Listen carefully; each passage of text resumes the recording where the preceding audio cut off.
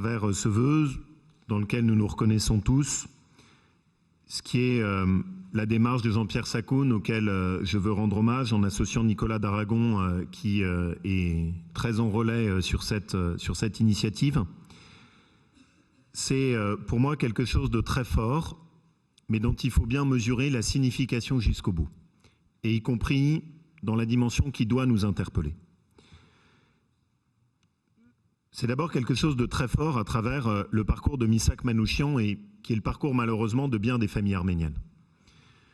Le génocide arménien est beaucoup trop peu connu dans notre pays, beaucoup trop peu enseigné dans nos établissements scolaires. Personne, je pense, ne mesure l'ampleur de ce qu'a représenté ce drame pour les familles arméniennes, dont quasiment toute famille arménienne a perdu des membres dans ce génocide impitoyable qui a amené, avec ces cortèges terribles qui conduisent jusqu'au fond du désert syrien, dans ces grottes où des familles entières vont être massacrées. L'itinéraire de Missak, avant d'être l'itinéraire d'un héros, c'est d'abord l'itinéraire ordinaire de ces familles arméniennes qui ont été meurtries dans leur chair à travers la perte du génocide. Et qu'à travers la mémoire de Missak Manouchian soit honoré aussi ce devoir absolu qui est le nôtre, de porter partout dans la planète, y compris contre ceux qui veulent le nier, et je pense au gouvernement turc, la nécessité de reconnaître ce génocide arménien, qui est encore un génocide nié, est indispensable, et c'est la première chose qu'incarne dans sa chair l'itinéraire de Missak Manouchian. La deuxième, c'est quelque chose que je trouve admirable, et qui m'a toujours tellement ému dans cette communauté arménienne. Missak Manouchian arrive en France en 1925. Il n'a même pas la nationalité française, à l'image de la famille souvent évoquée de Aznavour. Il va venir ici et faire de son pays, ce pays qui l'accueille, par tous les pores de sa chair. Il va l'adopter à travers sa culture, à travers sa littérature et même à travers sa politique, lui qui deviendra militant communiste, Cécile. Et alors même qu'il est dans ce pays depuis à peine 15 ans, lui qui est apatride, lui auquel la France n'a même pas donné la nationalité, il fera partie des premiers à prendre les armes en 1941, là où bien des esprits politiques qui, eux, finançaient à l'époque, en étaient encore à savoir s'il fallait aller de tel côté ou de tel autre côté. Et c'est pour cette raison que je n'accepte pas qu'on évoque des souvenirs historiques à mauvais escient, parce que l'histoire a une densité. Partant de là, il va porter ce conflit et cet affrontement en entrant dans la résistance. Il va constituer ce groupe autour de lui, fait d'itinéraires comme le sien, dont il est le porte-drapeau, d'Arméniens qui, comme lui, sont arrivés ici et décident de défendre la France.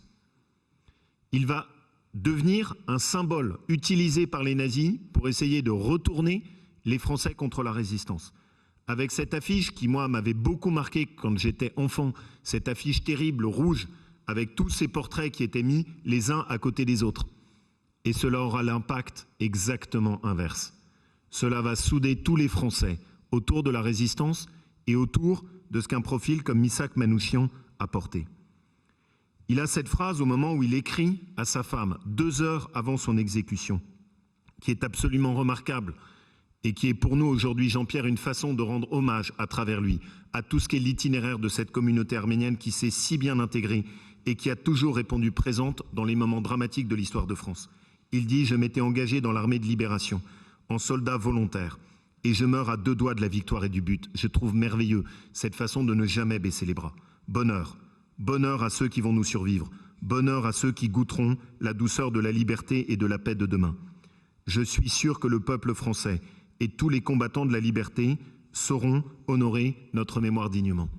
Ce que nous devons faire aujourd'hui, c'est aller au bout de cet appel si simple que Missak Manouchian, au moment de la mort, nous a adressé. Comme lui, il y a 33 000 Arméniens.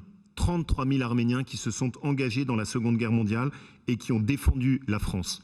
Ils l'ont fait bien souvent au sacrifice de leur vie. Et je ne veux pas, pardonnez-moi, m'arrêter uniquement à cela.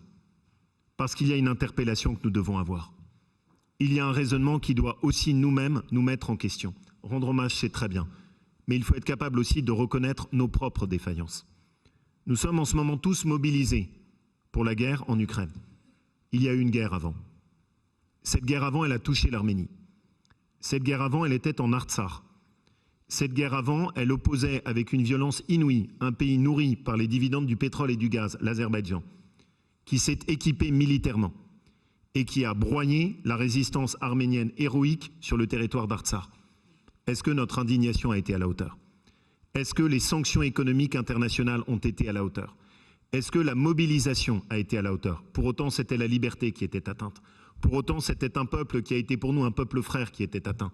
Pour autant, c'était une communauté qui est une partie aujourd'hui de l'histoire de France qui était atteinte. Et nous n'avons pas eu les mêmes réactions, tous. Cela doit nous interpeller. Il ne s'agit pas seulement aujourd'hui de rendre hommage à Missak Manouchian. Il s'agit aussi de comprendre ce que dans notre région nous avons toujours fait et que nous avons toujours porté. Nous avons un devoir à l'égard de l'Arménie. Ce peuple a tellement souffert dans l'histoire. Nous avons un devoir à l'égard de la communauté arménienne, qui n'est pas seulement de faire entrer Missak Manouchian au Panthéon, mais qui, en honorant sa mémoire, de toujours être du côté de l'Arménie quand les forces géopolitiques qui sont autour d'elle cherchent à la broyer.